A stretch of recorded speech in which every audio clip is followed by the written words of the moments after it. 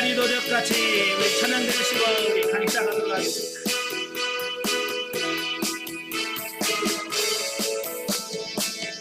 그날이 도적같이 이를 줄 너희는 모르느냐. 그때여 이스라엘 잠들지 말아라. 주님만 보내나라. 항상 기뻐하라. 쉬지 말고 기도하라. 범사에 감사하라. 이는 예수 안에서 너희에게 향하신 하나님 뜻이니라. 평강의 하나님이 너희를 거룩하게 하시고 온몸과 영원히 주실 그날에 금앞이 원하노라. 항상 기뻐하라. 쉬지 말고 기도하라. 범사에 감사하라. 이는 예수 안에서 너희에게 향하신 하나님 뜻이니라. 아멘. 기도하겠습니다. 은혜로우신 아버지, 은혜와 사랑을 진심으로 감사합니다. 오늘 귀한 시간 허락해 주시고 우리 데살로니가 전서의 말씀을 같이 나누며 훈련할 수 있도록 은혜 주셔서 감사합니다. 이 말씀을 통해서 말세에 우리가 어떻게 살아야 되는지 분명한 깨달음이 있도록 성령님 도와주옵소서. 시종을 주님께 맡겨오며 예수님의 이름으로 감사하며 기도합나이다. 아멘. 예, 이 시간에는 우리 교재 89페이지입니다. 89페이지 보시면 데살로니가전서의 본문 이해가 나오게 되어지는데요. 자, 1장은 문안인사와 데살로니가 성도들에 대한 믿음에 대한 감사와 칭찬에 대한 내용이 나옵니다. 자, 1장 1절은 문안인사죠. 시기적으로 바울이 쓴 첫 서신인 본서는 당시 그리스, 로마 세계에서 유행하던 서신 양식과 바울이 후에 기록한 다른 서신들과들의 양식과 동일하게 발신자와 수신자 그리고 축복 기원의 내용이 포함된 문안 인사를 쓰고 있습니다. 어찌 보면 이 1장 1절은 앞으로 쓸 사도 바울의 서신서의 어찌 보면 하나의 양식, 형식이 되어지는 거죠. 여기서 은혜라고 하는 말이 나오는데요. 은혜라고 하는 말은 헬라식 이름이에요. 헬라식 이름이고 이 평강입니다. 평강은 히브리식 인사입니다. 그러니까 바울은 이 히브리식, 헬라식 인사와 히브리식 인사를 동시에 사용하고 있어요. 이것은 뭐냐면 그 교회 안에 유대인들과 헬라인들이 같이 섞여 있기 때문에, 이방도 같이 섞여 있기 때문에 두 부류의 사람들을 어찌 보면 만족하기 위한 하나의 자구책이다라고 이렇게 볼 수 있습니다. 저는 이제 그 외국에 가서 강의를 할 때 보면 다른 말은 몰라도 인사말은 해야 되잖아요. 그죠? 인사말은 하면서 강의를 시작하든 뭘 해야 돼. 그래서 그 나라에 가면 그 나라의 인사말 정도는 알고 가야 돼요. 그래서 뭐 중국에 가서 강의할 때는 니하오마 먼저 하고, 그러면 그분들이 니하오 하면서 또 받아준단 말이에요. 미얀마에 가서 할 때는 밍글라마 그러면 밍글라마 그러면 그들도 똑같이 밍글라마라고 인사를 해요. 마치 외국 사람들이 여러분의 교회에 와서 만약에 설교한다면 안녕하세요 그러겠죠. 그죠? 그러면 그냥 하는 거하고 안녕하세요라고 하는 말 발음은 좀 안 맞더라도 어때요? 확 와닿잖아요. 그죠? 그러니까 바울이 그들에게 헬라식 이름 또 히브리식 그 인사말을 함으로써 그 이방인과 유대인들에게 친근하게 다가오는 어떤 그런 부분을 볼 수 있다 그 말이. 그러나 다른 서신서과는 달리 자신의 사도직에 대하여 크게 의심당하는 일이 없기 때문에 자신의 사도직에 대한 강조를 인사말에서 생략한다고 하는 거예요. 예. 그리스도와 하나님의 뜻으로 사도된 바울은, 다른 성경에는 그렇게 나오거든요. 근데 이 데살로니가전서에는 자기가 사도된 바울이라는 말을 쓰질 않아요. 네.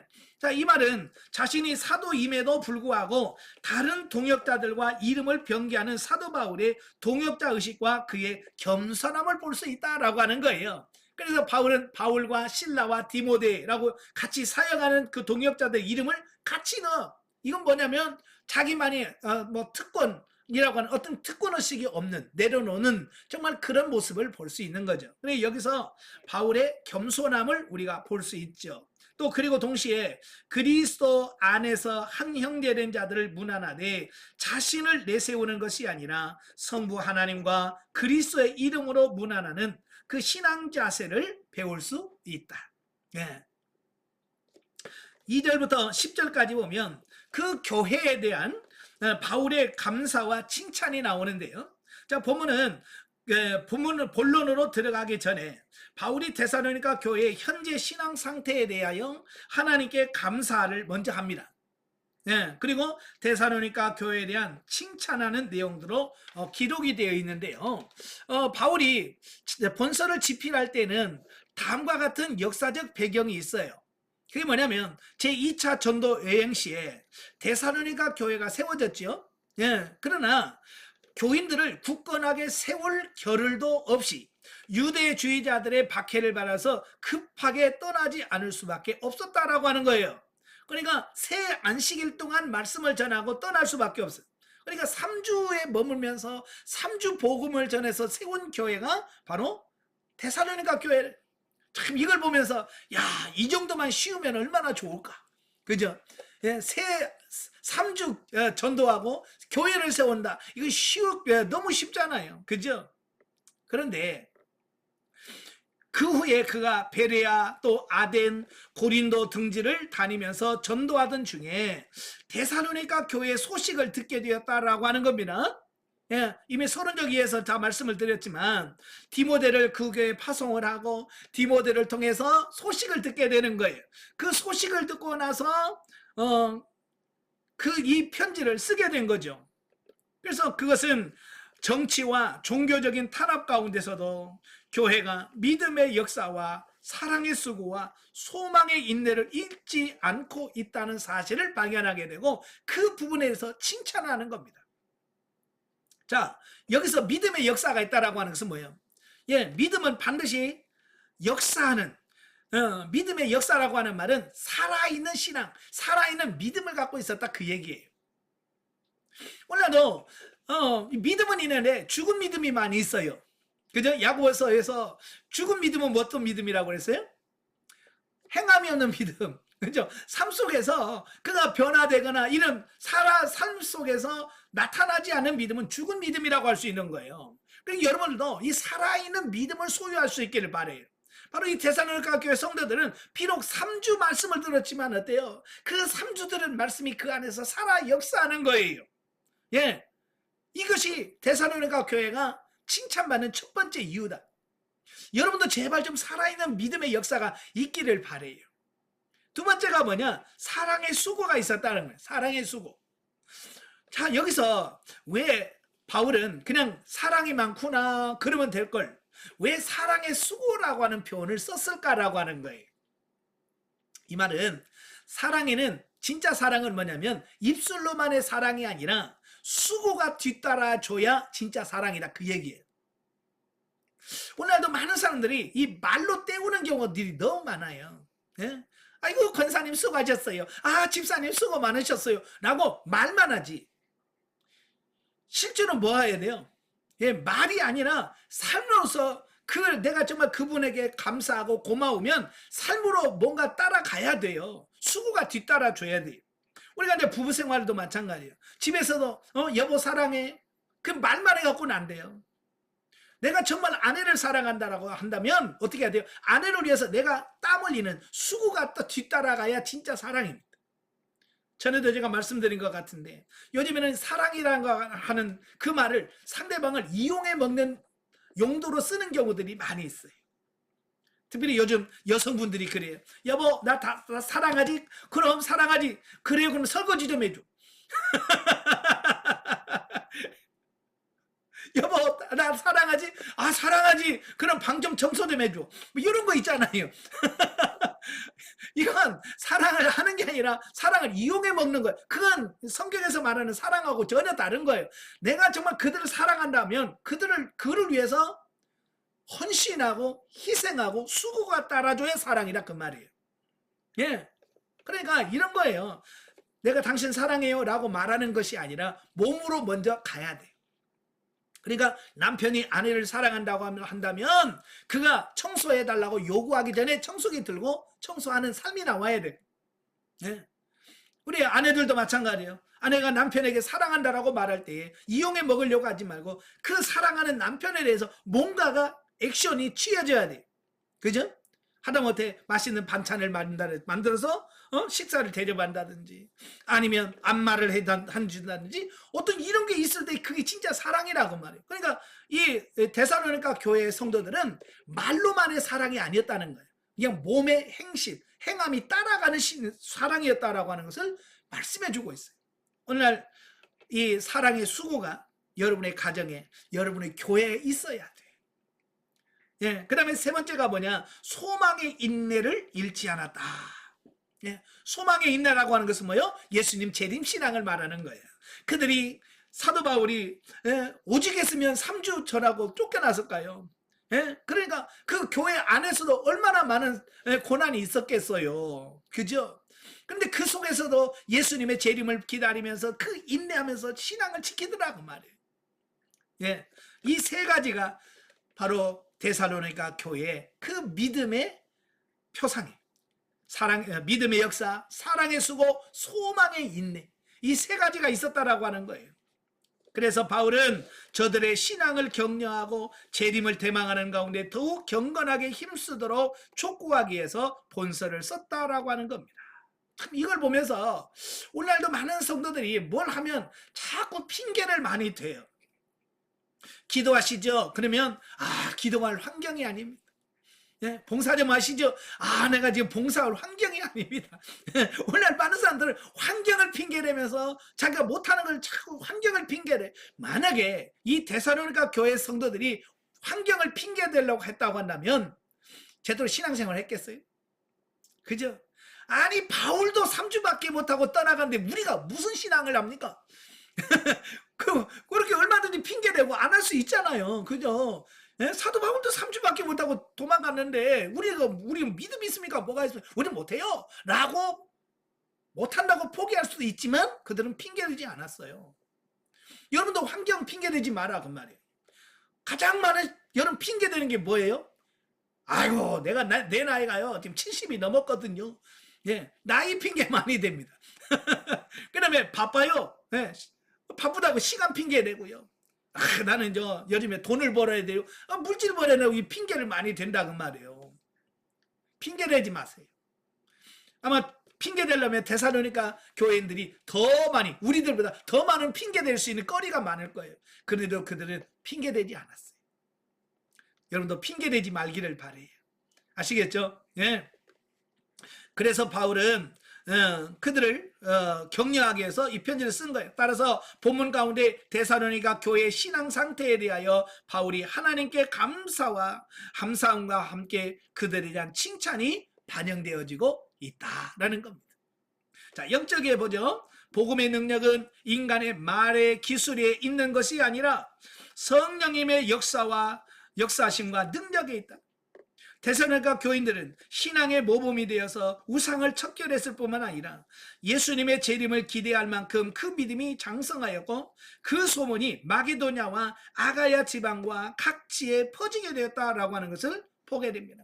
그러니까 이 데살로니가 교회 성도들이 얼마나 신앙생활 잘했는지 마게도냐 전역에 소문이 퍼져 심지어는 아가야 지방까지 예, 고린도 지역인 아가야 지방, 그 고린도 지역까지도 그 데살로니가 교회 성도들의 소문이 자자했다라고 하는 거예요. 이게 얼마나 신앙생활 잘했으면 그럴까요?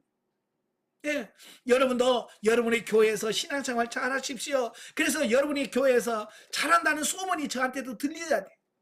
예?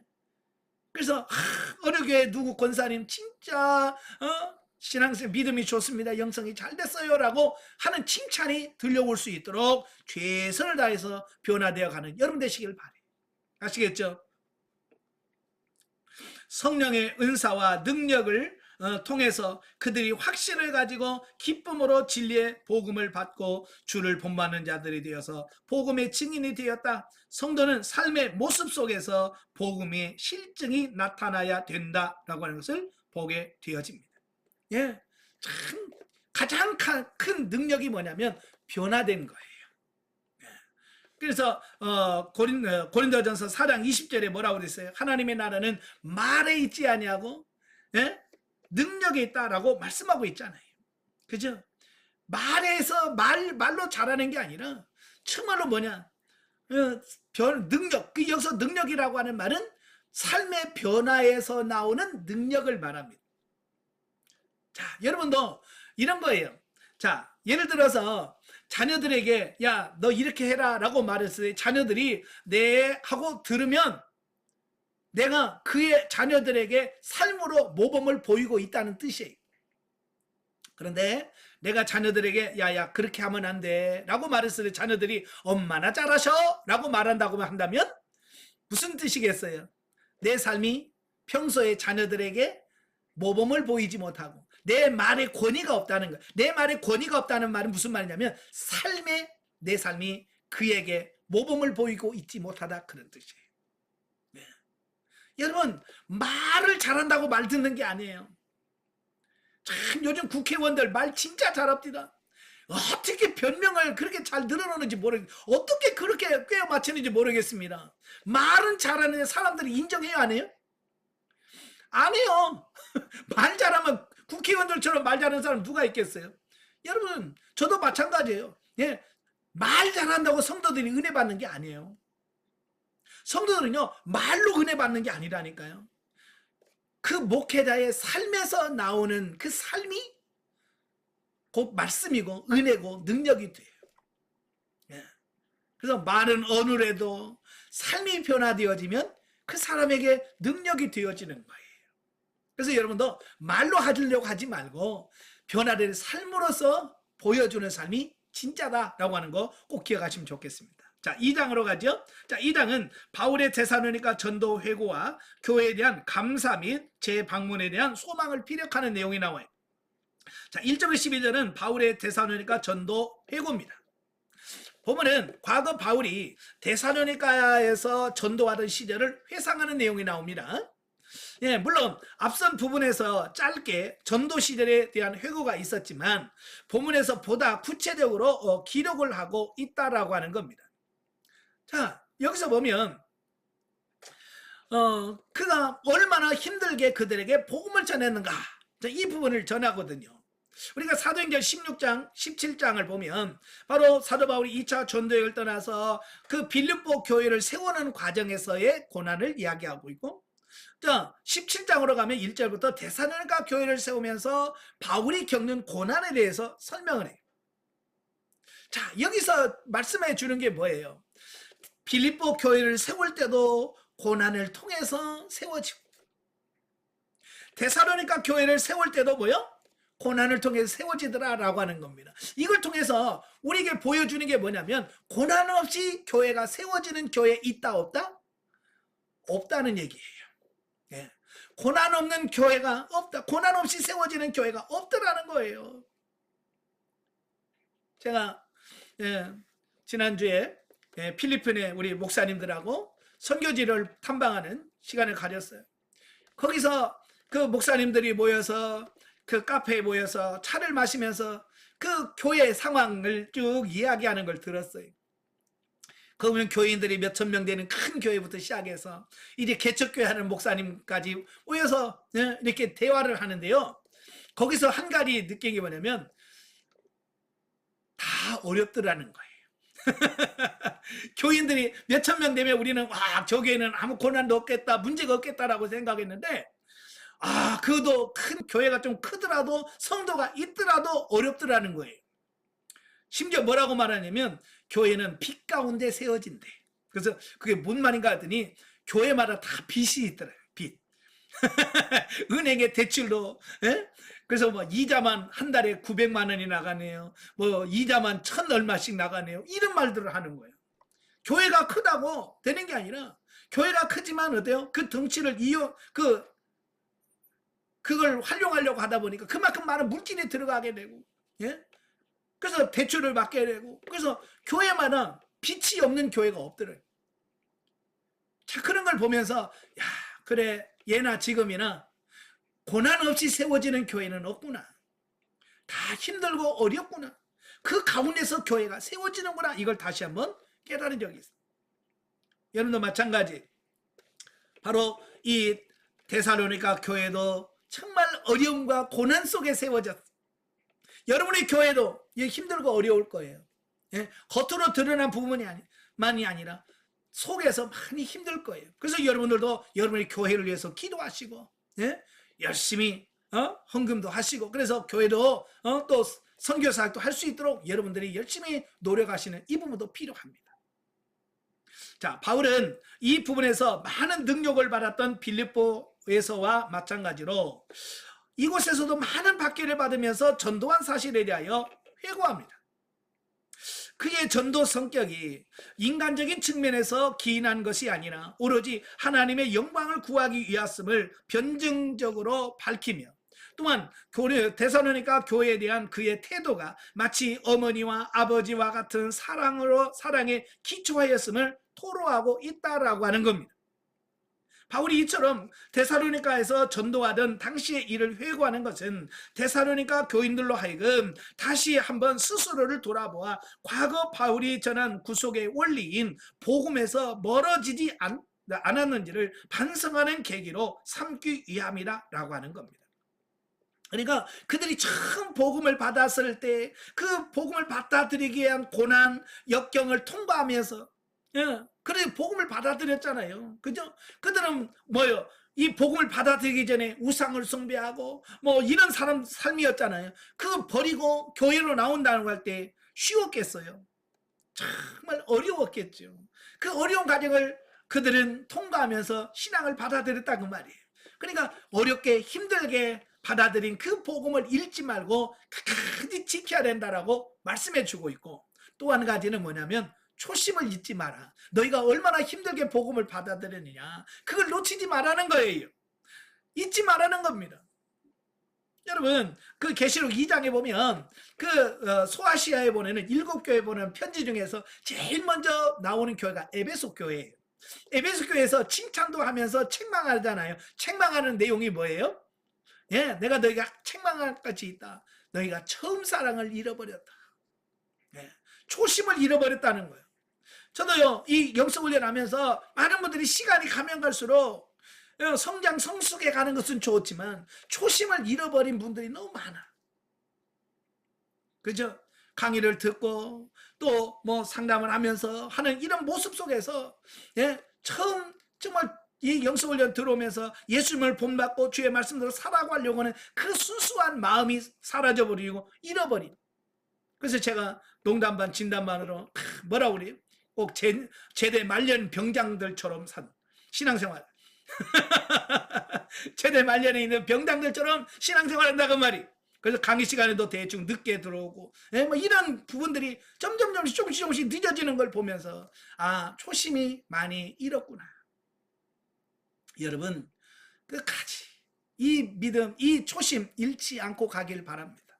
아시겠죠? 예. 13절부터 16절까지 보면 데살로니가 교회에 대한 바울의 감사가 나와요. 예. 1장 2절부터 10절에 기록된 그 데살로니가 교회에 대한 칭찬과 감사에 이어서 본문에 또다시 간략한 형태로 감사의 말을 전합니다.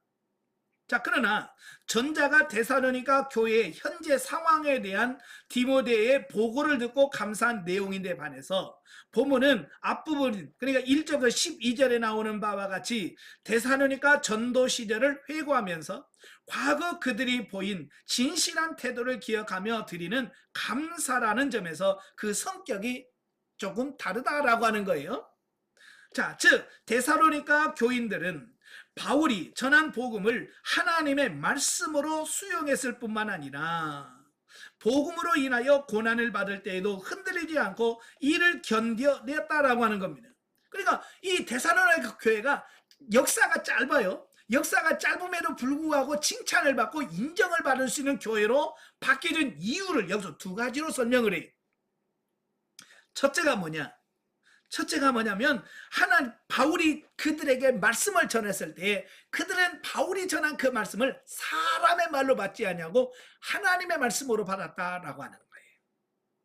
이게 데살로니가 교회 성도들이 변화를 가져오게 되는, 그렇게 삶의 변화가 나타나는 그 첫 번째가 뭐냐? 바울의 말씀을 하나님의 말씀으로 받아들였다라고 하는 거예요. 오늘 마찬가지예요. 예, 오늘날도 강의를 듣든 설교를 듣든 뭘 하든 이 하나님의 말씀을 하나님의 말씀으로 들을 수 있어야 돼. 근데 오늘 많은 사람들은 사람의 말이 하나님의 말씀이 아니라 사람의 말로 듣는 경우들이 너무 많아요. 그래서 설교 말씀 듣고 나서 뭐라고 그래? 오늘 목사님 말씀이 좀 그렇지? 네. 나를 깠지? 뭐 이런 표현을 많이 쓴다 그 말이. 그 말을 한다는 것은 뭐예요? 목사님의 설교를 하나님의 말씀으로 안 들었다는 얘기야. 사람의 말로 받아들였다는 얘기. 그러니까 변화가 나타날 리가 없죠. 예. 그러니까 예배를 드려도 은혜가 안 되는 거예요. 왜? 사람의 말로 들으니까. 그래서 여러분도 늘 기도하셔야 돼. 예배 드리기 전에 하나님, 오늘 말씀이 정말 목사 개인의 말씀이 아니라 하나님의 말씀으로 들려지게 해주세요. 그래서 하나님의 말씀으로 들어야 여러분의 삶 속에서 어떻게 실제로 변화된 삶이 나온다고 말해요. 아멘. 예. 이제부터 하나님의 말씀을 들을 때 강의를 듣든 설교를 듣든 뭘 하든 하나님의 음성으로 듣기를 바래요. 또 한 가지는 뭐냐? 복음으로 인하여 고난을 받을 때에도 흔들리지 않고 이를 견뎌내는 거예요. 예, 우리 여러분 강의를 들을 때 아멘 하지만 어때요? 조금만 어려우면 이게 흔들린다 그 말이에요. 예, 심지어 영성을 해 말어, 이거 끝까지 가 말어 부터 시작해서 막 흔들린다 그 말이에요. 여러분 흔들리면 이게 성장이 안 되는 거예요. 여러분 식물을 어떤 꽃이라든지 화초를 어떤 밭이나 이런 심어 놓았으면 그 뿌리가 쫙 내리도록 가만히 놔둬야 되는데, 심어 놓고 아침마다 가서 한 번씩 흔들어 놓으면 그 나무가 꽃이 피겠어요? 열매가 맺겠습니까? 예, 맨날 가서 그 나무 흔들어 놓으면요, 그 나무 죽어요. 못 살아요. 뿌리를 쫙 내리도록 놔둬야 돼. 여러분도 마찬가지예요. 여러분의 신앙이 뿌리가 막 흔들린다고 한다면 여러분 영적으로 성장하지 못합니다. 자, 또한 바울은 이어서 복음을 대적하는 유대인들에게는 하나님의 진노가 임할 것임을 아울러 밝힘으로써 믿음으로 인내하는 자들을 받을 영광과 대조되는 그들의 멸망을 언급하고 있습니다. 여러분 하나님의 심판은 명확하다 그랬어요. 행한 대로 갚아주고 심은 대로 거두가겠다. 이게 하나님의 약속이거든요. 예. 그래서 그렇게 바울과 복음을 싫어하는 유대인들에게는 거기에 따른 하나님의 징계가 있을 거라는 거예요. 그러나 복음을 받아들이고 인내하고 신앙을 지키면 그만한 상이 주어질 거라는 사실을 기억하십시오. 그래서 여러분도 여러 가지 힘들고 어려울 때 그 고난을 잘 통과하시는 여러분 되시길 바랍니다. 자, 17절로 20절까지 보면 데살로니가 재방문에 대한 소망입니다. 데살로니가 교회에 대하여 여러 가지 감사할 조건들을 가지고 있던 바울은 본문에서 그곳에 다시 방문하고 싶다는 소망을 피력하고 있습니다. 그렇죠? 바울의 마음은 안타까운 거예요. 다시 가서 그들에게 복음을 더 전해서 말씀에 깊이 뿌리를 내려서 흔들리지 않은 신앙을 더 견고하게 세우려고 하는 그 마음이 있는 겁니다. 즉 복음 전도자 바울은 데살로니가 교회에 대하여 어머니와 아버지 같은 사랑을 가지고 있을 뿐만 아니라 고난당하는 그 교회를 위로하고 신앙을 더욱 굳게 하려는 목양자로서의 열심이 있었다라고 하는 것을 보게 됩니다. 그러나 몇 번이나 시도했음에도 이러한 열망은 현실화시킬 수 없었던 바울은 다음 단락에서 나타난 바와 같이 자기를 대신해서 디모데를 파송하는 거예요. 왜? 자기가 갈 수 없으니까. 그것은 얼마만큼 그가 이 데살로니가 교회를 사랑하고 있는지를 보여주는 장면이다라고 보시면 돼요. 자, 한편 한 번 전도한 지역에 대한 지속적인 사랑과 관심을 갖고 있었던 바울의 이러한 면모를 통해서 우리는 전도에 임하는 자세가 어떠해야 함을 시사받고 있다라고 하는 겁니다. 그러니까 이 말은 무슨 말이냐면 바울은 그냥 전도하고 나서 교회를 세우고 나서 이제 네가 알아서 해, 그게 아니라 끝까지 그를 어때요? AS까지 다 해주는 이 모습을 보는 겁니다. 오늘도 마찬가지로 많은 분들이요 전도를 하잖아요. 전도를 해서 전도해서 교회에다 데려놓으면 끝나는 줄로 알아요. 아니에요. 여러분 교회로 한 성도를 데리고 왔으면 그가 뿌리를 내려서 신앙으로 잘 세워질 때까지 계속 케어를 해줘야 돼. 예. 그래서 그가 바르게 세울 수 있도록 도와주셔야 돼. 바울은 마찬가지예요. 데살로니가 교회를 세워놨으면 끝이 아니잖아요. 내가 이제 세웠으면 끝이야. 내 할 일 끝. 그게 아니라 그들을 어떻게 계속 기도하고 권면하고 편지 써보내고 그러면서 어때요? 그들을 케어해서 영적으로 세워가도록 노력을 하잖아요. 여러분 성도들도 보면요. 전도할 때 보면 꼭 자기 같은 사람들만 전도해요. 참 그게 예, 전도를 해도 꼭 좀 자기와 똑같은 사람들만 전도. 그래서 술 마시는 사람이 전도하면 꼭 술 먹은 사람 데려와. 예.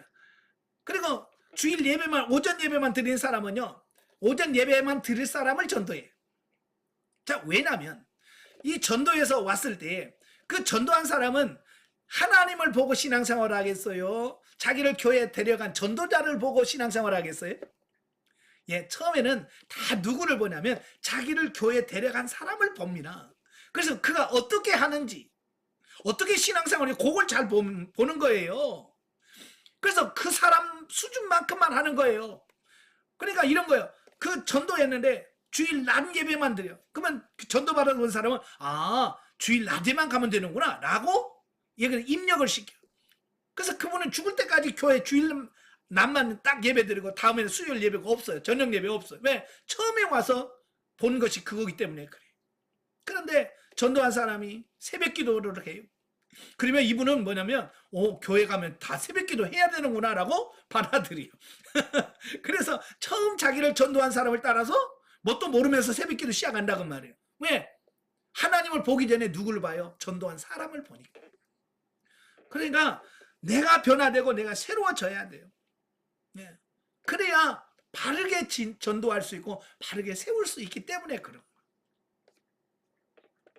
자, 더불어 바울 자신이 전도한 데살로니가 교인들을 소망과 기쁨과 자랑의 면류관으로 언급한 것을 통해서 복음 전도자가 갖는 자부심과 기쁨을 알 수 있다라고 하는 겁니다. 바울은 데살로니가 교인들을 향해서 뭐라고 그래? 너희가 우리의 영광이요 면류관이다 라고 그를 아주 귀하게 본다고 말이에요. 예? 저도 여러분들에게 여러분이 뭐요? 영광이요 저의 면류관입니다. 예, 그러니까 여러분들이 영적으로 바르게 세워졌을 때 그게 바로 제 보람이 되고 제 기쁨이 되는 거예요. 제가 정말 기쁨이 되면 이렇게 가르치고 훈련받은 분들이 변화되고 새로워지는 모습 볼 때 너무 기쁘고 너무 감사한 거예요. 예, 여러분도 좀 더 변화되고 성숙해지길 바랍니다. 아시겠죠? 자, 하나님 나라 확장을 위하여 부름받은 우리도 이러한 자부심을 가질 뿐만 아니라 현재 당하는 고난을 미래의 기쁨으로 극복할 수 있는 성숙한 신앙을 가져야 한다. 자, 영적에 봅니다. 육신의 부모가 극진한 사랑으로 자녀를 양육하듯이 진리 안에서 영적인 자녀를 양육할 때도 그와 같은 사랑의 관계가 되어야 한다는 것. 우리가 말씀을 들을 때 사람의 말로 듣지 말고 자신에게 주시는 하나님의 말씀으로 받아야 은혜가 된다. 아멘. 어때요? 여러분에게 한번 질문을 던지겠습니다. 여러분 주일 가서 말씀을 들을 때 하나님의 음성으로 들리신 분 손 들어보세요. 예, 두 분밖에 안 됩니까? 아직도 담임 목사님의 설교가 사람의 말로 들리신다면 기도 많이 하셔야 돼요. 하나님, 저 목사님의 말씀이 하나님의 음성으로 들려지게 해주세요. 그래서 그 말씀으로 여러분이 변화되시는 그 삶이 일어나야 돼요. 아시겠죠? 예. 사람의 공교한 말로서 듣지 않고 신령한 하나님의 말씀으로 들을 때에 그 사람의 내면에서 하나님이 역사하실 거다. 아멘. 자, 3장으로 갑니다. 3장은 디모데 파송 및 디모데의 보고를 받은 바울의 기쁨과 충보 기도에 대한 말씀을 해요. 1절부터 5절 디모데를 파송한 동기와 목적. 앞부분에서 데살로니가 성도를 다시 만나고 싶은 열정에 재방문을 여러 번 시도했지만 데살로니가 교회를 방문할 사정이 되지 않았음을 밝힌 바울은 본문에서 자기를 대신하여 디모데를 보내게 됨을 통보하면서 디모데에 대한 소개와 더불어 디모데를 파송하는 목적에 대해서 밝히고 있습니다. 네, 즉 바울은 데살로니가 교회의 상태에 대하여 알고자 파송하는 그 디모데를 믿음 안에서 자신의 형제이며 복음의 일꾼으로 소개하고 데살로니가 교회로 하여금 환난을 이겨내며 믿음을 신앙을 굳게 하고 바울의 복음 전파 수고가 헛되게 하는 일이 없도록 디모데를 보낸다고 하는 파송 목적을 밝히고 있다라고 하는 것을 보게 되어집니다. 자, 이게 무슨 말이냐면 바울은 그렇게 힘들게 어렵게 자기가 쫓겨나면서까지 세운 그 교회가 다시 무너지는 것을 원치 않는 거예요. 그죠? 저도 그래요. 제가 전도에서 세운 교회 바르게 세워지길 원하죠. 참 제가 96년도에 인천에다가 개척을 했어요. 개척을 하고 9년 목회를 한 다음에 성령님께서 그 교회를 목사님에게 주고 떠나라고 그래서 제가 목사님에게 모든 걸 다 주고 그냥 나왔어요.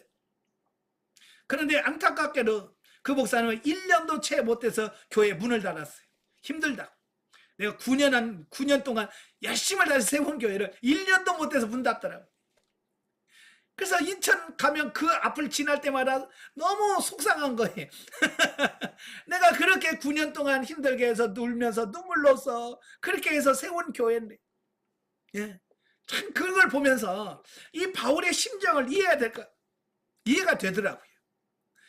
바울은 그렇게 힘들게 세운 교회가 무너지는 걸 원치 않는 거예요. 그래서 안타까워하면서 어떻게 해요? 디모데를 파송을 하고, 예? 또 그 기도하고 이런 거잖아요. 아마 이런 마음은 목회자가 아니면 일반 성도들은 좀 이해하기 좀 어려울 부분인 것 같아요. 그죠? 아마 여러분도 이런 교회가 이 땅에 있는 교회가 세워지는 거, 지금 많은 교회가 문을 닫고 있습니다. 1년에 수백 교회, 수천 교회가 지금 문을 닫고 있는 중입니다. 이럴 때 여러분 정신을 차리고 기도하셔야 돼요. 여러분의 교회가 문을 안 닫는다고 다 된 게 아니에요. 지금 어려운 게 진짜 많이 어렵습니다. 그래서 여러분 교회만이 위해서가 아니라 이 많은 교회, 어려운 교회를 위해서 꼭 중보기도 하시길 바랍니다. 아시겠죠? 한편 이러한 사실을 통해서 하나님의 일은 어느 특정한 한 사람의 노력으로 이루어지는 것이 아니라 동역자의 협조를 통해서 이루어진다는 사실과 더불어 성도는 마땅히 환난당한 형제를 이웃을 위로하고 이로 인하여 신앙이 흔들리지 않도록 배려하는 형제사랑의 태도가 필요함을 교훈해주고 있다라고 하는 겁니다. 예, 우리말에도 독불장군이 없다는 말이 있어요. 예, 교회는 한 사람이 뭘 이끌어가는 게 아니라 온 성도들이 협력해서 세워가는 게 교회예요. 예, 그래서 여러분도 마찬가지예요. 나 하나쯤이야 이런 생각하지 마라.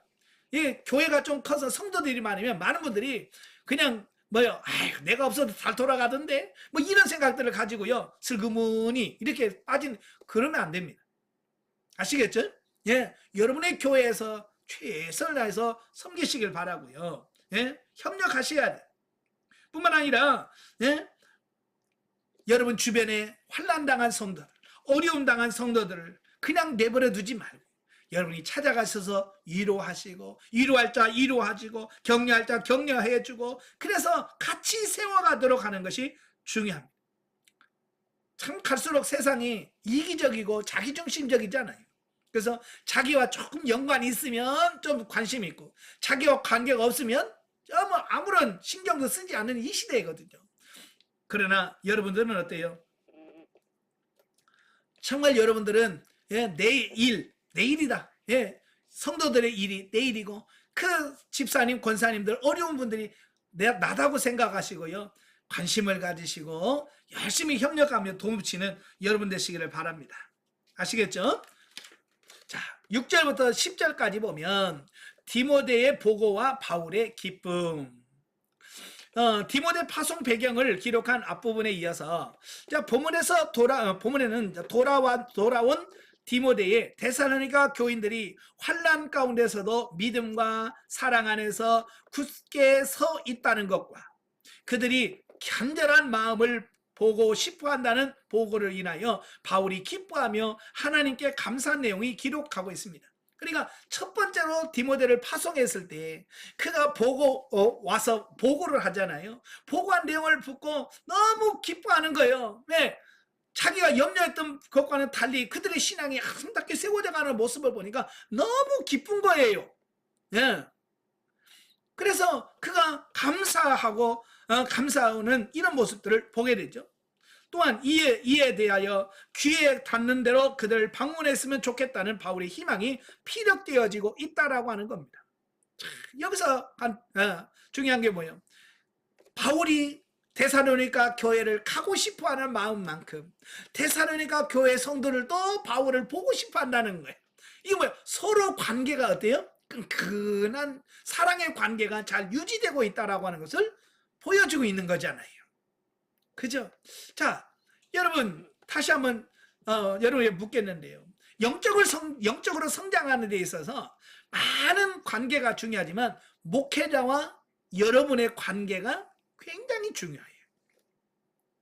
그래서 내 신앙이 성장을 하려면 그 목회자와 관계가 좋으셔야 돼요.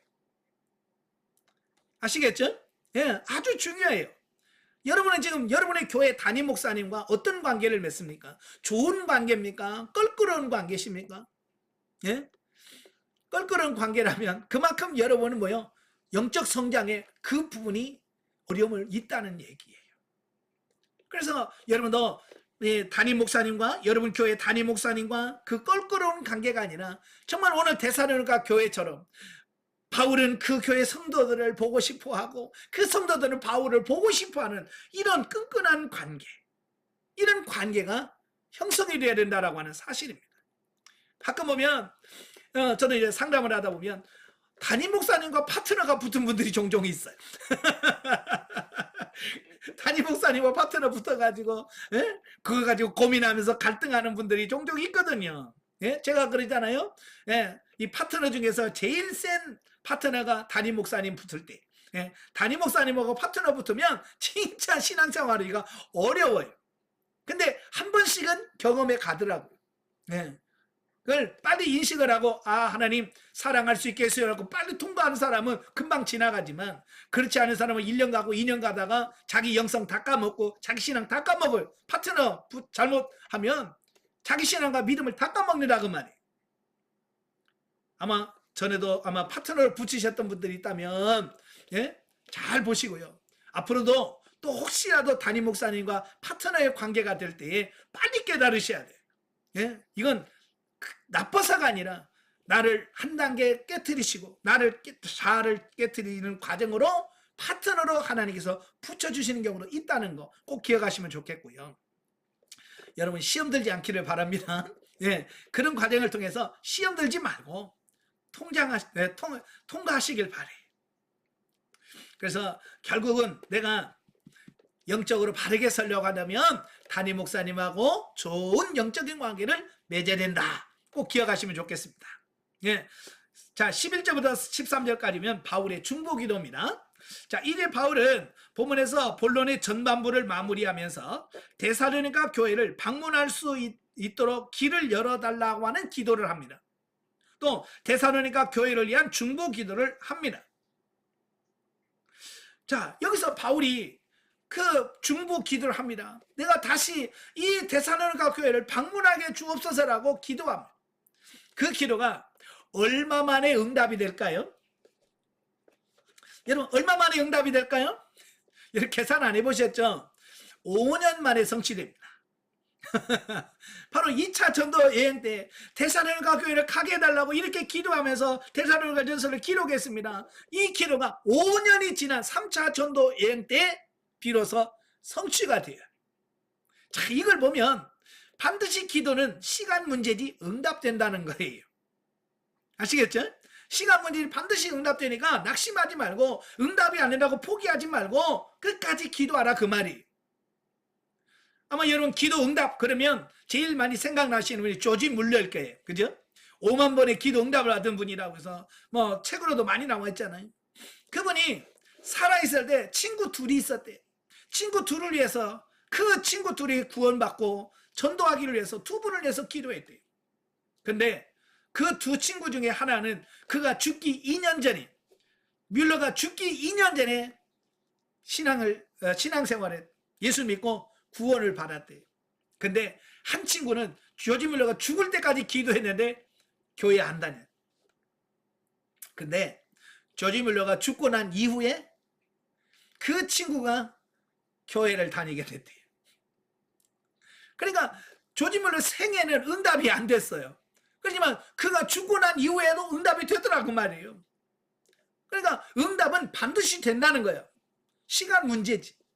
그러니까 여러분들도 당장 눈앞에서 이게 응답이 안 된다고 낙심하거나 포기하지 말라, 그 말이에요. 지금 바울도 이렇게 내가 이 데살로니가 교회를 다시 방문할 수 있는 길을 하나님 열어주세요라고 기도했는데 그 기도가 5년 만에 이루어진다는 거예요. 네. 아마 여러분 지금 기도하면 여러분 그 기도가 5년 후, 10년 후, 20년 후에 일어날지 그건 모르는 거예요. 아시겠죠? 우리는 믿음으로 구하는 겁니다. 네, 데살로니가 교인들이 서로 사랑하며 서로 모든 사람, 곧 불신자에게 이르기까지 넘치도록 사랑하기를 기도하고 있습니다. 더불어 바울은 이러한 중보 기도가 그리스도께서 재림하실 때에 데살로니가 성도들이 거룩함과 흠이 없게 하기 위한 것임을 밝히고 있다. 한편 본문은 다음 장부터 나오는 데살로니가 교회에 대한 재림과 실제 생활에 있어서 필요한 교훈을 주기에 앞서 수차 성부 하나님과 성자 예수님을 주어로 언급하면서 데살로니가 교회를 하나님께 맡긴다고 하는 바울의 성숙한 신앙이 반영된 부분이기도 하다라는 것. 그러니까 바울은 자기가 어찌할 수 없는 거예요. 가고 싶어도 못 가니까 결국은 뭐냐, 바울이 하나님께 맡깁니다. 하나님 데살로니가 교회를 성부와 성자의 이름으로 그게 맡기는 겁니다. 의지하는 겁니다. 여러분 교회 주인이 누구예요? 교회의 머리가 누구예요? 예수 그리스도가 교회의 머리고요. 교회의 주인은 예수님이 하나님이란 말이에요. 예. 그러니까 우리가 교회를 흔들려고 하지 말아요. 하나님이 주인이시고 하나님 예수 그리스도가 교회의 머리가 되셔요. 우리는 그분께 맡기고 그분의 인도하심에 우리는 순종할 수 있는 그런 삶이 되셔야 된다, 그 말. 영적에 봅니다. 사도 바울은 데살로니가 교인들을 진리로 세우고 연약한 자들에게 믿음과 위로를 주기 위하여 디모데를 그곳으로 보낸다. 예수님을 믿음으로 고난과 핍박이 옴을 미리 말씀하고 연약한 초신자들을 굳게 하기 위해서이다. 우리가 예수님을 믿음으로 고난 받는 것을 피할 수 없다. 그렇죠? 예수님 말씀하셨잖아요. 나를 믿으면 반드시 고난이 온다라고 말씀해주고 있거든요. 그러면 예수를 믿으면 왜 고난을 주시냐라고 하는 거예요. 그 이유는 고난을 통과하지 않으면 인생은 변화되고 성장할 수 없기 때문이다. 이게 중요한 거예요. 우리가 고난을 안 줘도 우리가 변화될 수 있다면 아무 문제가 안 되는데 우리는 안 된다는 거예요. 고난을 받지 않으면, 통과하지 않으면 우리가 변화가 안 된다는 거예요. 그래서 하나님 우리를 사랑하니까 그 고난을 통해서 우리를 변화시키려고 고난을 주신다라고 하는 사실입니다. 그래서 우리의 영혼이 거듭나기 위해서는 위에서 받는 고난이 있고 거듭난 후에 진리의 말씀으로 변화되기 위한 성령의 훈련으로서의 고난이 있다. 예, 고난은 두 가지입니다. 첫 번째는 뭐냐? 내가 구원받기 전에 나를 구원하시기 위하여 주는 고난이 있어요. 그리고 내가 구원받은 이후에는 우리를 변화, 훈련, 성장, 성숙시키기 위한 고난이 있습니다. 지금 여러분의 고난은 어떤 고난이에요? 예수 믿기 위한 고난 아니잖아요. 왜? 이미 여러분 예수 그리스도를 영접했고요. 예, 믿었기 때문에 지금 받는 훈련은 뭐예요? 예, 여러분 영적으로 성장하고 성숙하도록 만드는 훈련이 고난이거든요. 이 고난을 잘 통과하시기를 바랍니다. 예, 그래서 인생은 반드시 고난을 받는다. 그러나 육신의 속성은 고난을 피하고 육신의 안락을 추구하고 따르고자 합니다. 우리는 고난을 피하는 것이 아니라 고난을 정복하는 자가 되어야 된다. 아멘. 그래야 여러분이 영적으로 성장하고 성숙할 수 있게 됩니다. 자, 4장으로 가죠. 4장은 성도의 합당한 삶에 대한 교훈 및 그리스도 재림과 죽은 성도의 부활에 관한 교훈을 주고 있어요. 1절에서 12절 성결과 근면한 생활에 대한 교훈.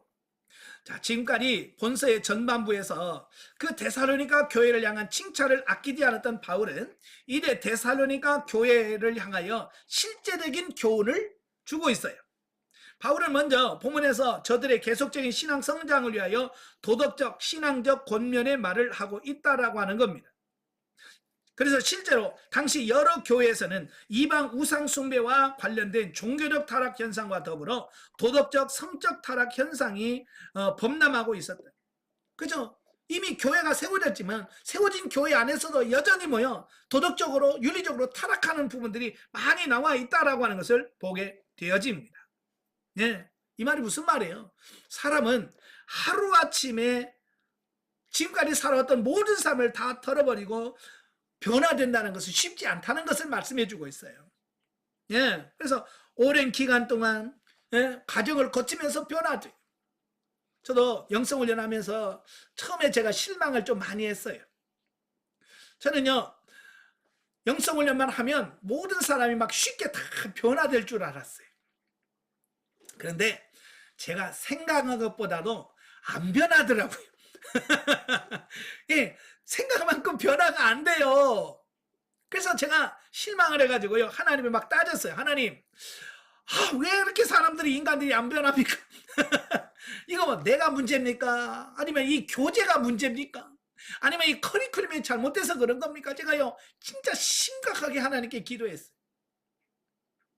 그랬더니 하나님께서 뭐라고 말씀하냐면, 인내하고 기다려라.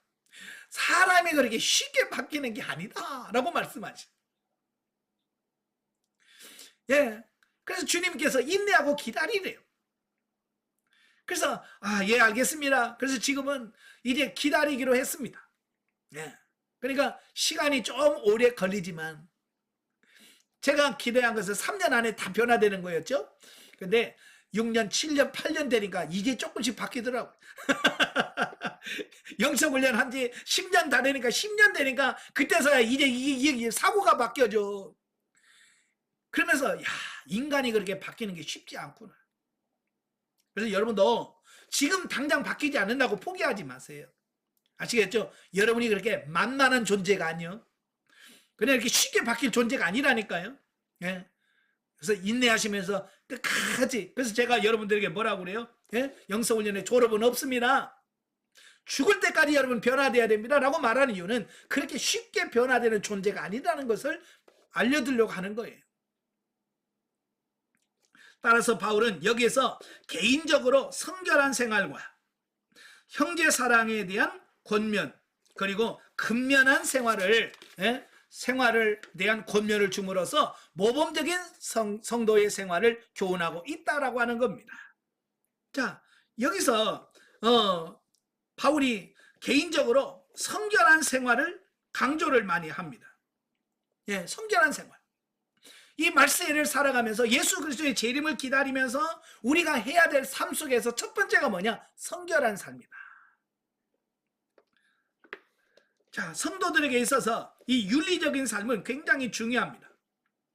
특히 이 말세를 사는 성도들에게서는 더욱 그렇다라고 하는 겁니다. 그래서 3절에 보면 뭐라고 되어 있어요? 3절에 하나님의 뜻은 이것이니 너희의 거룩함이라. 그 음란을 버리고, 그랬죠? 하나님이 원하는 게 뭐냐? 우리가 거룩해지는 거예요. 하나님 원처럼 변화되는 걸 원한다, 그 말이에요. 그 중에서 제일 먼저 뭘 버리라? 음란을 버리라 라고 말씀하고 있습니다. 예. 자, 여기서 왜 거룩해야 하는가? 그럼 왜 우리가 성결해야 되고 왜 구별된 삶을 살아야 되는가라고 하는 겁니다. 이건 뭘 말하냐면 윤리적인 것과 영적인 삶은 매우 밀접한 관계를 가지고 있더라는 거예요. 예, 그러니까 이 도덕적으로 깨끗하게 산다라고 하는 것과 예, 영적으로 바르게 산다라고 하는 것은 연결되어 있다라고 하는 거예요. 이게 별개가 아니라는 겁니다. 그러니까 도덕적으로 윤리적으로 엉망으로 살면서 하나님과 관계가 좋다? 이건 말이 안 된다는 거예요. 윤리적으로 깨끗한 사람이 하나님을 바르게 섬길 수 있다라고 하는 얘기예요. 이해가 되시죠? 그래서 처음에 말씀하는 게 뭐예요? 음란을 버리고 라고 말씀하잖아요. 음란을 버리고. 이건 뭘 말하냐면 이 성적인 타락은 영적인 타락과 직결되어져 있습니다. 그러니까 성적으로 타락하면 바로 영적으로 타락하게 돼 있습니다. 이건 굉장히 밀접한 관계를 갖고 있어요. 그래서 이 성적인 것은 하나님과의 바른 관계를 이야기하고 있어요. 그래서 구약에서부터 계속해서 성적인 부분을 이야기하잖아요. 레위기에서부터 성적인 부분을 이야기합니다. 그래서 심지어는 이런 사람들을 돌로 쳐 죽이라고까지 말씀을 합니다. 가늠한 자는 돌로 쳐 죽여라 라고 말합니다. 왜 그럴까요? 제가 영적 원리를 설명하고 있잖아요. 영적인 원리는 이 부부관계는 하나님과 우리와의 관계를 설명하는 거예요. 그래서 부부간에서 가장 중요한 게 뭐냐면 정조를 지켜주는 겁니다. 예, 서로 순결을 지켜주는 거예요. 아내를 향해서 내 순결을 지켜주는 거고 남편을 해서 내 순결을 지켜주는 거. 이게 제일 중요한 거거든요. 그게 깨지면 다 깨지는 거예요. 바로 하나님과 우리 관계도 마찬가지예요. 하나님과 우리 사이가 다른 게 끼어들면 안 돼요. 오직 나는 하나님을 향하여 순결하고 예, 그 신앙을 바르게 세워야 된다라고 하는 것을 여기서 말씀해 주고 있습니다. 또 형제 사랑에 대한 권면이 9절부터 10절에 나옵니다. 그런데 여기서 놀라운 것은 이 데살로니가 교회들이 뭐라고 말하냐면 형제 사랑에 대해서는 너에게 더 이상 쓸 것이 없다. 왜? 그들은 형제 사랑을 너무 잘하니까 아이고 형제 사랑에 더 이상 쓸 말이 없네. 야, 정말 여러분에게 강의하면서 이런 건 여러분에게 할 말이 없습니다. 여러분 너무 잘하면 이래야 되잖아요. 그죠? 예. 좀 인정받을 수 있는 이런 삶이 되길 바래요. 아시겠죠? 그리고 근면한 생활. 예, 근면한 생활. 11절 12절에. 그러니까 이때 당시에 어떤 사람이냐면 재림이 가까웠다고 무의도시 가는 사람이 있었다는 거예요. 뭐 주님 오실 터인데 뭐 금방 오실 터인데 뭐 일할 게 뭐 있어. 집이 뭐 필요했어 뭐 그러면서 일 안 하는 거예요. 일 안 하고 그냥 다른 사람들에게 네? 피해를 주는 사람이 있더라는 거예요. 자, 여러분 만약에 내일 주님 오신다면 여러분 오늘 뭐 하실 겁니까? 여러분 내일 주님 오신다면 여러분 오늘 뭐 하실 거예요? 예, 오늘 영성훈련 해야 돼요. 내일 주님 오신다고 오늘 할 일은 해야 돼요. 영성훈련 해야 되지. 뭐 특별하게 뭐 흰옷 입고 또 뭐 가서 뭐 주여 주여 이거 아니에요. 옛날 뭐 다미성교회처럼 밤 12시에 오신다고 12시까지 앉아가지고 자기 때문에 찬양하면서 흰옷 입고 뭐 박수치고 이런다고 오는 게 아니에요. 그게 종말에 대한 것이 아니고 지금 오늘 내가 할 일을 계속 하는 거예요. 특별히 게으르면 안 돼요. 예, 게으르면 안 돼요.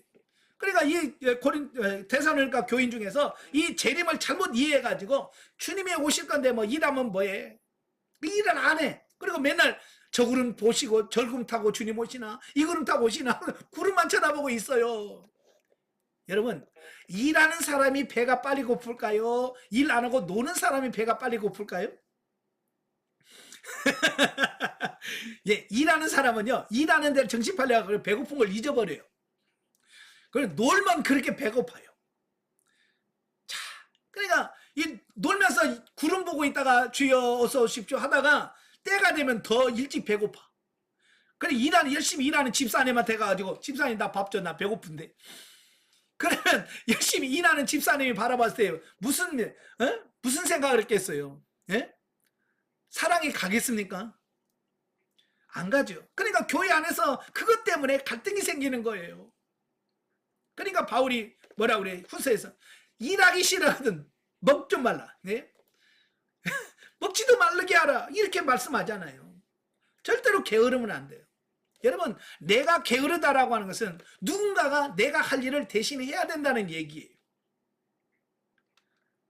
내가 할 일을 안 하면, 안 하고 끝나면 괜찮은데 내가 안 하면 누군가가 내가 안 하는 그 일을 해야 돼요.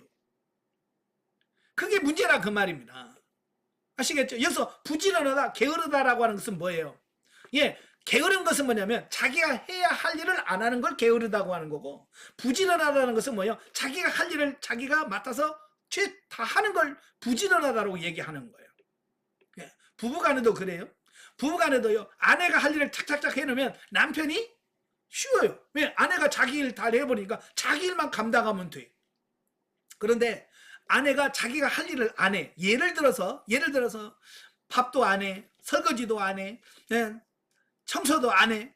그러면 누군가가 해야 되잖아요. 둘 다 안 하면 집이 엉망이 되니까. 그죠?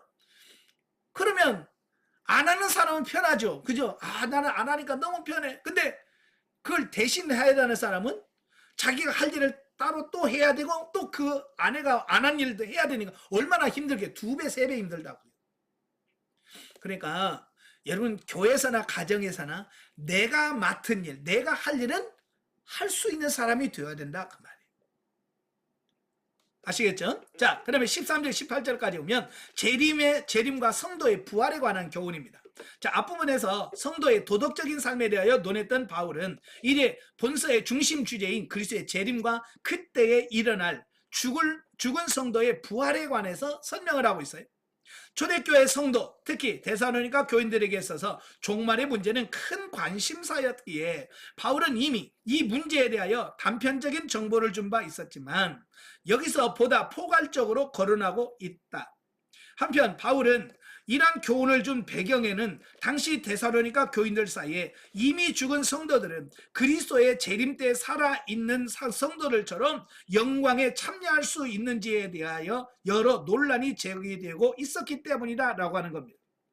그러니까 이들 안에 신앙의 연조가 없다 보니까 무슨 살아있어서 주님이 오실 사람만 구원받고, 못 기다리고 죽은 사람은 이 구원 못 받는다라고 생각했던 거예요. 예, 그러니까 신앙생활하다 죽으면 너무 안타까운 거죠. 아이고 저런 불쌍하네. 주님 오실 때가 살아있었는데 죽으면 아이고 구원 못 받아서 어떡하나 라고 하는 그런 잘못된 지식에서 온 이런 거잖아요. 그러니까 바울은 그게 아니다. 너희들이 잘못 알고 있어 라고 하는 그들이 잘못 알고 있는 부분에 대해서 지금 가르쳐 주는 거예요. 그래서 바울은 주님의 재림 때에 죽은 성도의 부활이 있다. 죽으면 끝이 아니고 그들은 낙원에 있다가 주님이 재림하실 때 다 죽은 육체가 다 부활한다. 이걸 설명해 주고 있어요. 그리고 그들 역시 그리스도의 영광스러운 재림에 참여할 것이므로 죽은 성도를 위하여 근심할 필요가 없다. 여러분 중에서 죽은 사람에 대해서 그렇게 국률을 불쌍히 여기는 그런 거 없죠? 근심하는 사람 없죠? 예수 믿고 죽으면 다 영은 낙원에 가 있어요. 몸은 땅에서 장사를 하든 화장을 하든 없어지지만, 그러나 어때요? 주님이 오실 때 그 없어졌던 육이 다시 부활한다는 거예요. 자, 이러한 본문의 말씀을 통해서 우리 성도들은 그리스도의 재림의 소망 가운데 살아야 함을 교훈받을 수 있다. 그래서 이 예수님의 재림 신앙, 이 예수님의 재림하실 것을 믿는 이 신앙이 결국은 뭐냐? 소망의 인내를 갖게 만들어요. 힘들어도 주님이 오신다. 주님이 다시 오시면 우리가 다시 부활할 거다라고 하는 이 소망을 갖게 되어지는 그 신앙이 어디서 나오냐? 부활 신앙에서부터 출발된. 그래서 여러분도 이 부활 신앙을 다 소유하는 성도들이 다 되셔야 된다 그 말이. 즉 인간의 삶은 현세로만 끝나는 것이 아니라 영원한 미래가 약속되어 있는 바, 현세의 삶이 비록 고난 가운데 있더라도 주께서 약속하신 멸류관을 바라보며 그리스도 안에서 승리하는 삶을 살아가야 한다. 아멘. 자, 영적에 보죠. 우리가 말씀을 행치 않는다는 것은 말씀을 전한 목회자나 다른 사람들을 저버리는 것이 아니라 그 말씀을 주신 근원 되신 하나님을 버리는 것이다 라는 겁니다. 왜냐하면 그 목회자가 전한 복음이 하나님의 말씀이기 때문에 그렇다고 말이에요. 예. 그러니까 아까도 말한 것처럼 사람의 말로 받지 말고 하나님의 말씀으로 듣고 순종할 때 그 말씀의 역사가 나타나더라 라고 하는 거예요. 하나님이 우리를 택하신 것은 심판의 날 저주받게 하는 것이 목적이 아니라 그리스도 예수 앞에서 우리를 세우시려고 우리를 구원하셨다라는 겁니다. 그래서 우리가 주님 재림하신 날 부끄러워서 부끄러운 구원을 받는 것이 아니라 영광스러운 구원을 받도록 우리가 깨어서 준비해가는 우리 모두가 되어야 될 줄로 믿습니다. 자, 마지막 5장입니다.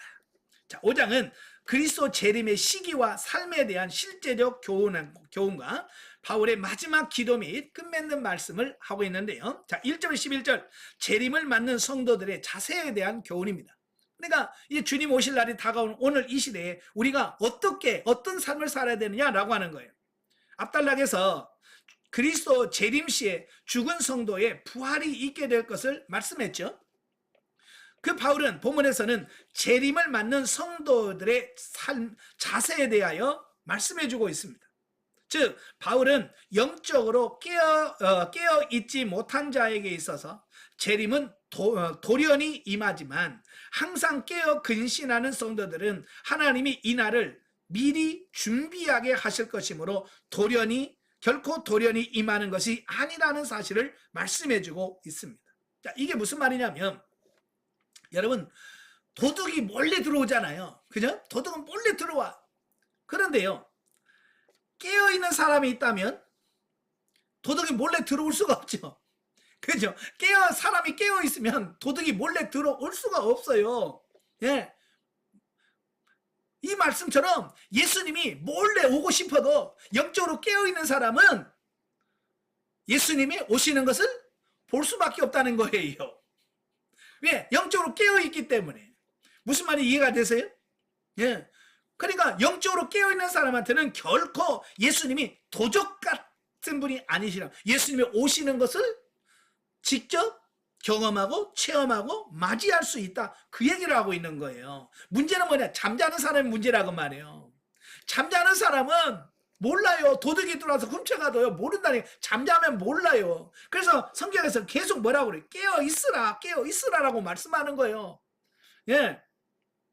그래서 성도들은 재림의 시기를 모른다고 하여 방관하고 있을 것이 아니라 영적으로 깨어 이 날을 맞이해야 된다라고 말씀해주고 있는 겁니다.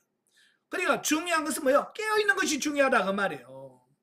예. 그래서 성경에 보면 기도하라라고 하는 말 앞에 거의가 깨어라는 말이 항상 붙어요. 영적으로 깨어있는 거다. 그러니까 기도하는 삶은 깨어있는 거다. 기도 안 하는 것은 뭐예요? 잠자는 거다. 그 말이에요. 아시겠죠? 그래서 여러분 깨어있다라고 하는 말은 기도한다는 얘기고 기도하지 않는다는 말은 잠잔다는 얘기를 하고 있는 거예요. 예, 어때요? 여러분 깨어있습니까? 주무시고 계신가요? 예, 기도하는 사람은 깨어있는 거예요. 예, 기도하신 분은 깨어있는 거고 예, 기도 안 하시는 분들은 주무시는 거예요. 예, 제발 좀 주무시는 분 되지 않기를 바라고요. 깨어있는 성도가 되시기를 바랍니다. 자, 한편 우리는 이러한 본문의 말씀을 통해서 반드시 임할 재림 때를 준비하는 영적 지혜로움이 성도들에게 절실히 요구됨을 알 수 있다라고 하는 겁니다. 그러니까 이 말씀에는 깨어있는 게 첫 번째 제일 중요해요. 예, 깨어있는 게 중요하고 두 번째가 뭐냐면 준비하는 삶이 중요하다. 예, 깨어만 있으면 안 돼. 아까도 말한 것처럼 그 마태복음 25장에 열처녀 비유에서 나오잖아요. 신랑을 열처녀가 다 기다렸어. 신랑 오시고 신랑이 온다는 것을 알고 신랑을 기다리는 열처녀야. 중요한 것은 뭐냐면 이 5명은 신랑을 기다리기만 했지 뭘 안 해요? 준비를 안 해. 등불만 들고 있지 기름을 준비하지 않아. 그러나 이 슬기로운 5처녀는 뭐예요? 예, 기다릴 뿐만 아니라 등불에 기름까지 준비한다면 요 차이라고 말이에요.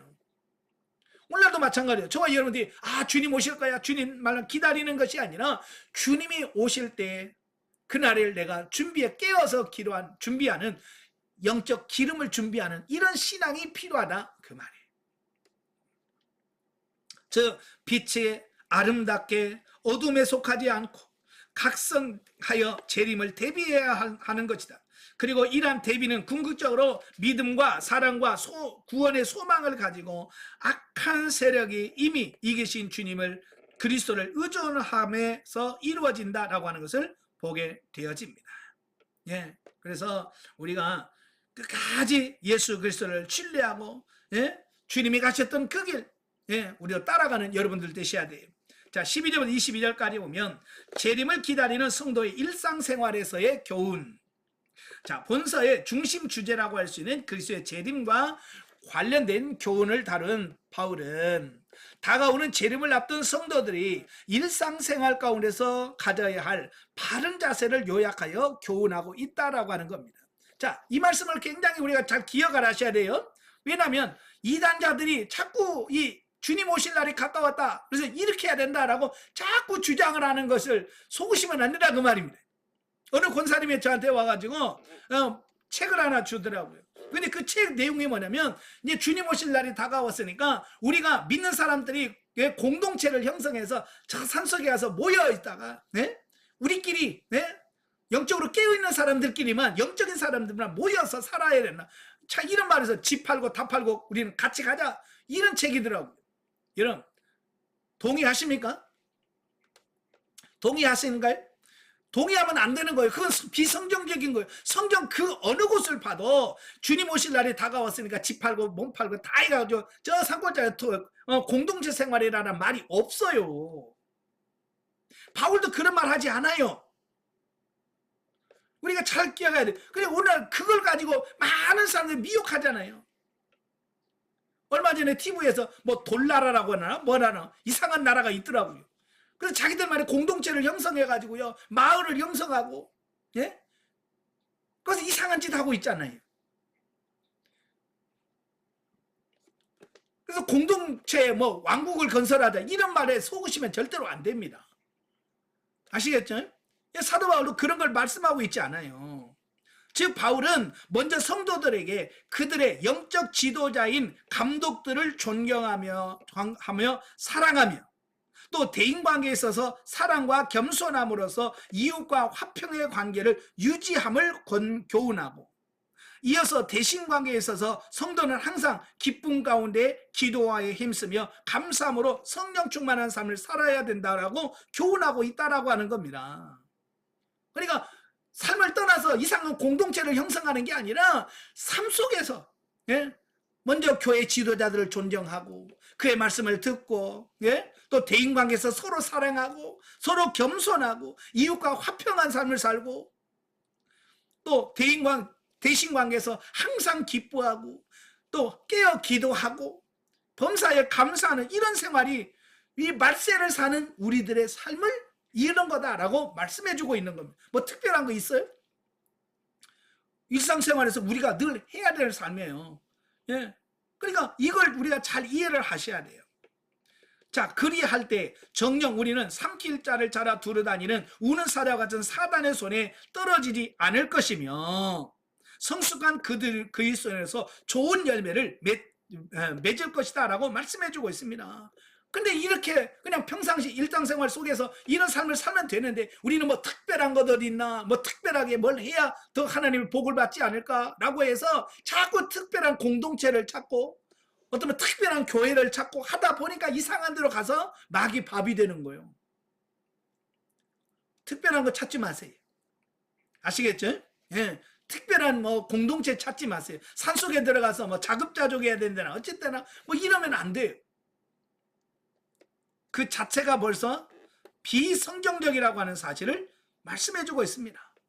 그래서 가장 힘써야 될 게 뭐예요? 항상 기뻐하고 쉬지 말고 기도하고 범사에 감사하는 거, 요게 실생활이 되시라 그 말이에요.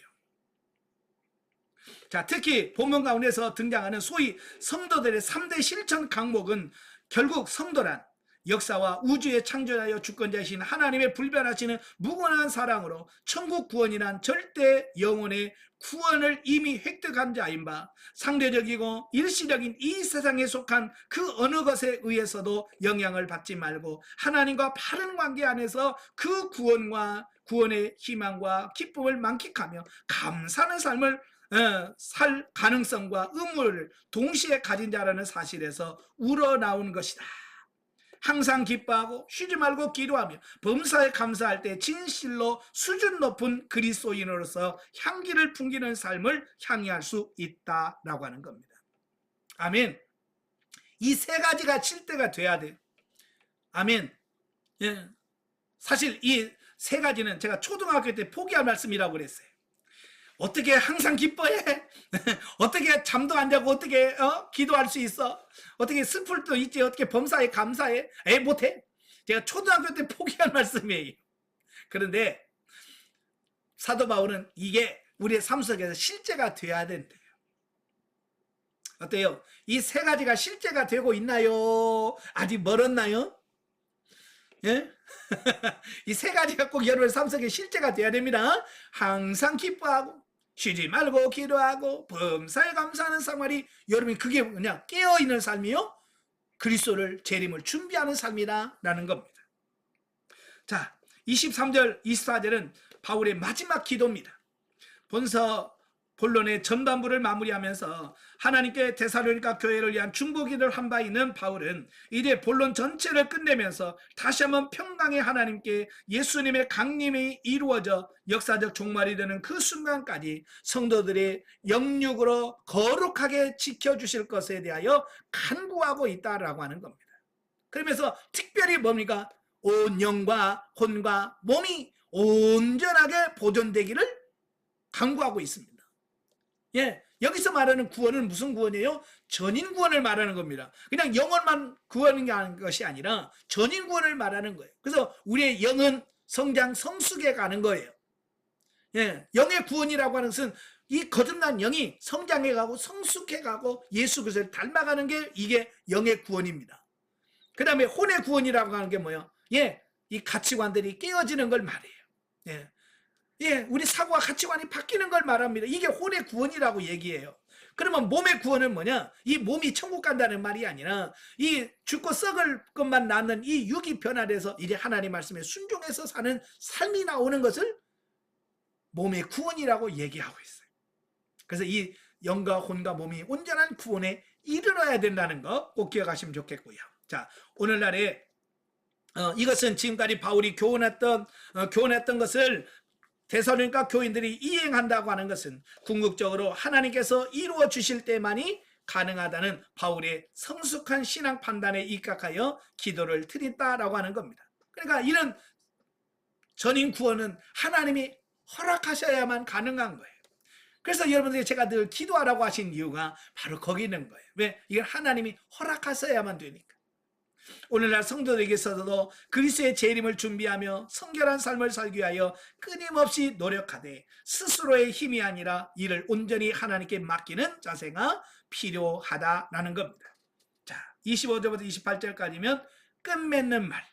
자, 본서 전체를 마무리함에 있어서 본서는 다른 서신서에 일반적으로 길게 나오는 추천의 말이나 개별적인 마지막 문안 인사는 없다.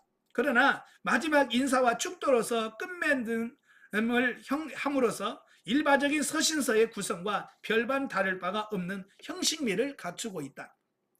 본문은 복음 전도자인 자신을 위하여 기도를 부탁하는 내용이 있습니다. 참 이걸 보면 바울은 이제 초신자들이잖아, 데살로니가 교인들. 근데 그 초신자들을 위해서도 나를 위해서 좀 기도해달라라고 얘기해. 이건 뭘 말하냐? 바울은 자기의 겸손함을 의미하는 거예요. 형제들에 대한 성도로서의 문안 권면 회람 서신인 본서를 돌려가면서 읽을 것을 부탁하고 그리고 마지막 축도로 구성되어 있습니다. 이런 사실을 통해서 우리는 바울은 비록 사도였으나 일반 성도들에 대하여 지체의식을 가지고 있었고 부름받은 성도들과 더불어 교제를 나누고 주의 말씀이 더 널리 전파되기를 고대했다는 사실을 통해서 성도들의 삶이 어떠해야 되는지를 잘 시사해 준다라는 겁니다. 마지막 영적 이해입니다. 자, 본달락에서는 그리스도께서 다시 오실 것에 대하여 말씀하면서 근신하며 깨어서 주님의 재림을 준비해야 된다라고 말하고 있다.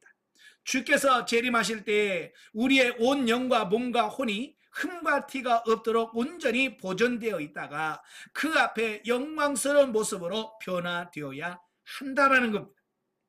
그래서 재림에 대한 올바른 자세는 주님이 내일 재림하신다 해도 오늘 주어진 환경 속에서 철저하게 말씀을 따라 사는 것이다. 예, 특별하게 어디 가는 거 아니에요. 특별한 옷 입는다고 되는 게 아니라 오늘 우리에게 주어진 일상생활에서 최선을 다하는 거고요. 항상 기뻐하고 쉬지 말고 기도하고 범사에 감사하는 것이 마지막 주님을 맞을 준비하고 우리가 영과 혼과 몸을 거룩하게 하는 것이다 라고 하는 사실을 꼭 기억하시고 주님 맞을 준비 잘 하시는 여러분 되시기를 주님 여러분 부탁을 드립니다. 기도하겠습니다. 은혜로우신 아버지, 오늘 데살로니가 전설을 통해서 많은 교훈을 줍니다. 데살로니가 교회 성도들이 저들이 영적으로 성장 성숙해지며 변화되며 칭찬받을 수 있었던 것은 그들은 하나님의 말씀을 사람의 말이 아니라 하나님의 말씀으로 받고 그 말씀을 삶에서 실천했기 때문이라고 말합니다. 하나님, 우리 훈련을 받고 있는 모든 심령들에게도 이 동일한 은혜가 있도록 도와주옵소서. 사람의 말로 아니라 하나님의 말씀으로 듣게 하시고 삶 속에 적용함으로 정말 온전한 변화가 일어나는 귀한 역사가 있게 하옵소서. 또한 우리가 사는 이 시대를 말세라고 합니다. 주님 오실 날이 가까워지고 있사오니 정말 오늘 본문에서 말씀하신 것처럼 항상 기뻐하고 쉬지 말고 기도하고 범사에 감사함으로 우리 영과 혼과 몸이 주님 맞이할 준비할 수 있는 우리 모두가 되어지게 하옵소서. 예수님의 이름으로 감사하며 기도합나이다. 아멘. 하나님께 드립니다.